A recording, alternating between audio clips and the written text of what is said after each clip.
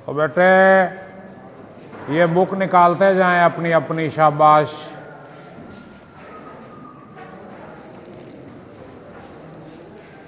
ये हमने page number 12 के तकरीबन दरमियान से पढ़ना है।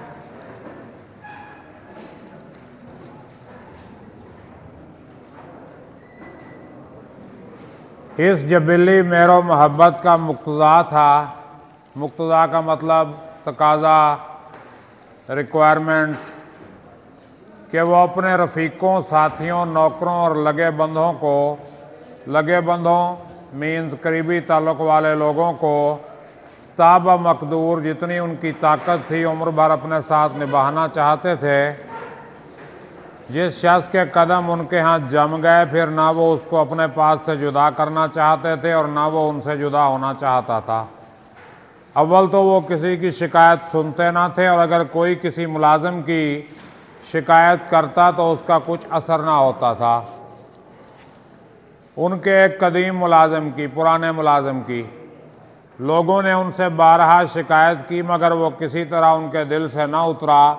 हमेशा उनका मोतमद अलैह जिस पर एतमाद किया जाता है, हमेशा उनका मोतमद अलैह और सफ़र व हज़र में उनके हमरा रहा। सफ़र का मतलब आपको पता ही है, और हज़र का मतलब है क़याम। सफ़र व हज़र में उनके हमरा रहा और आखिर उन्हीं की रफ़ाकत में मर गया।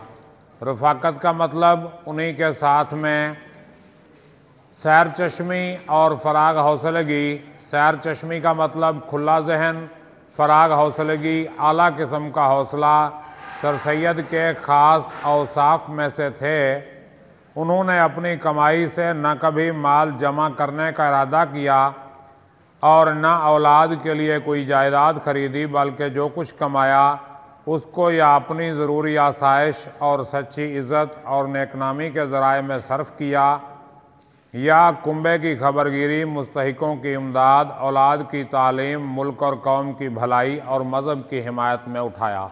यानी जो उनकी कमाई थी, जितने भी उन्होंने पैसे कमाए, उनको किसी अच्छे मकसद पर खर्च कर दिया, ये नहीं कि दौलत जमा कर करके रखते रहे। इब्तदा से उनका ये हाल रहा कि जिस काम की लहर उनके दिल में उठी, उस पर रुपया सर्फ करने में उन्होंने कभी पसो पेश नहीं किया।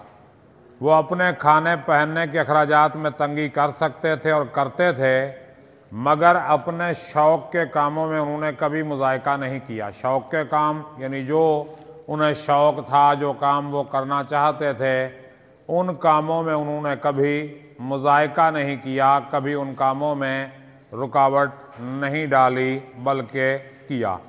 जिस किताब की उनको तलाश हुई, अगर वो 20 गुनी कीमत पर भी मिली तो उसको लिए बगैर नहीं छोड़ा। मुस्तहिकों की इमदाद व दस्तगिरी करने की भी उनकी निस्बत बेशुमार मिसालें सुनने में आई हैं। सर सैयद की जवामर्दी और फ़याज़ी सिर्फ इसी में महदूद ना थी, बल्कि उनकी मिसाल एक फलदार दरख्त की सी थी, जो अपने फल से, अपने साए से और अपनी लकड़ी से गरज के हर तरह से मखलूक को फ़ायदा पहुँचाता है। यानी अपने अल्लाह की मखलूक को हर तरह से फ़ायदा दे रहा है, फल से, लकड़ी से, हर चीज़ से। गरीब पेशावरों और मज़दूरों के साथ जो फ़याज़ाना बर्ताव उस शख्स का था, फ़याज़ाना मीन सखावत वाला, उसका एक अदना सबूत, मामूली सा सबूत यह है कि जब से वो मुस्तकिल तौर पर अलीगढ़ में मुकीम हुए, मज़दूरों की मज़दूरी और गाड़ियों का किराया पहले की निस्बत अमूमन ज़्यादा हो गया। आम तौर पे वो हमेशा लोगों को उनकी तवक्को और हौसले से बहुत ज़्यादा देते थे। वो जहाँ कहीं उनका रहना हुआ, ये लोग उनके नहायत शुक्रगुजार रहे। सर सैयद के एक दोस्त एक ज़माने में उनके खानगी अखराजात का हिसाब लिखा करते थे। खानगी का मतलब घरेलू। उनका बयान है, जब महीना ख़त्म हुआ मैं तमाम अखराजात का मुख्तसर गोशवारा मीन्स फहरिस्त, लिस्ट, टेबल, मुख्तसर गोशवारा बनाकर उनके पास ले गया या उन्हें दिखाने के लिए ले गया। सर सैयद ने कहा, बस मुझे दिखाने की कोई ज़रूरत नहीं, यूँ ही चलने दो। मैं देखूंगा तो नाहक मेरे दिल को सदमा होगा। नाहक का मतलब बगैर किसी वजह के। हक ये है कि जो शख्स रात दिन औरों की इस्लाह व फलाह में रहेगा वो अपने खानगी इंतज़ाम की तरफ क्यों कर मुतवज्जे हो सकता है। मुतवज्जो का मतलब तवज्जो देने वाला। मुखालफों और दुश्मनों की बुराइयों का तहम्मुल करना, तहम्मुल का मतलब बर्दाश्त करना, और कभी उनसे इंतकाम लेने का इरादा ना करना, ये भी सर सैयद के उन औसाफ में से था जो उनकी ज़ात के साथ मखसूस थे। गरचे सर सैयद फितरतन नहायत आली ज़र्फ़ और आली हौसला पैदा हुए थे।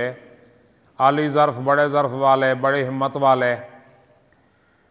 अफ़्व अगमाज़ उनकी सृष्टि में दाखिल था। अफ़्व अगमाज़ माफ़ करना उनकी सृष्टि में दाखिल था, मगर उनकी इब्तदाई रोक टोक और हुस्न तरतीब से ये तमाम मलकात, मलकात का मतलब महारतें, उनकी तबीयत में और ज़्यादा रासिख हो गए थे। रासिख का मतलब पुख्ता हो गए थे, उतर गए थे। कसम से मेरे मुंह पे कुछ नहीं लिखा, जो भी लिखा है किताब में लिखा है।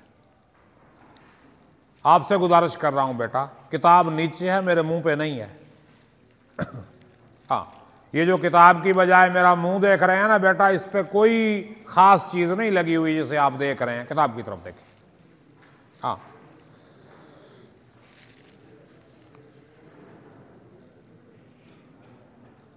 और क्लास का टाइम जितने बजे होता है ना उतने बजे तशरीफ़ ले आया करें। ये कॉलेज की दीवारें नापने से बेहतर है कि टाइम पे क्लास में आ जाया करें।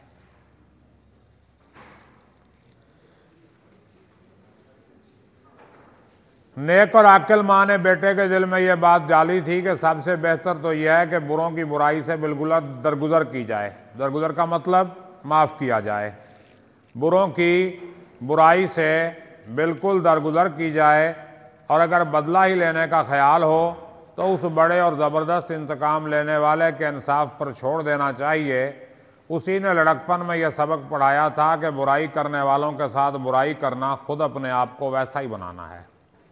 सर सैयद को इस वजह से कि वह मुसलमानों की दुनियावी तरक्की के लिए कोशिश करते थे, दुनियावी मतलब दुनिया वाली, उमरा से मिलते थे, हाकिमान वक्त से मेल जोल रखते थे और दुनियादारों की ज़िंदगी बसर करते थे। कहा जा सकता था कि वो दुनियादार हैं, लेकिन उनकी हालत पर नज़र करने से बमुश्किल उनको उर्फ़ी मानों में दुनियादार कह सकते थे। उर्फ़ी मानों में, आम मानों में।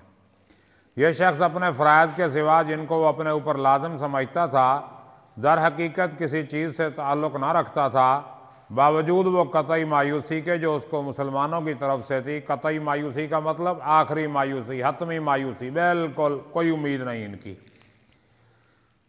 जिसको वो अक्सर प्राइवेट सोहबतों में नहायत अफसोस के साथ ज़ाहिर करता था, उसकी कोशिशें आखिर दम तक बराबर जारी रहीं। यानी अगरचे वो मुसलमानों की तरक्की से मायूस था, लेकिन वो कोशिश करता रहा। ये उसी की हिम्मत और उसी का हौसला था जो उसी की ज़ात पे ख़त्म हो गया।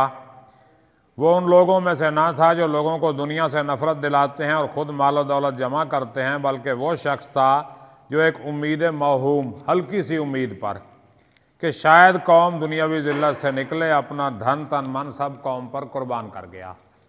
तो मेरे बेटे, कल इसका खुलासा आपने तैयार करके आना है, और सोमवार वाले दिन आपका टेस्ट होगा पहले 3 चैप्टर्स का, जिसको हम मंथली टेस्ट कहते हैं।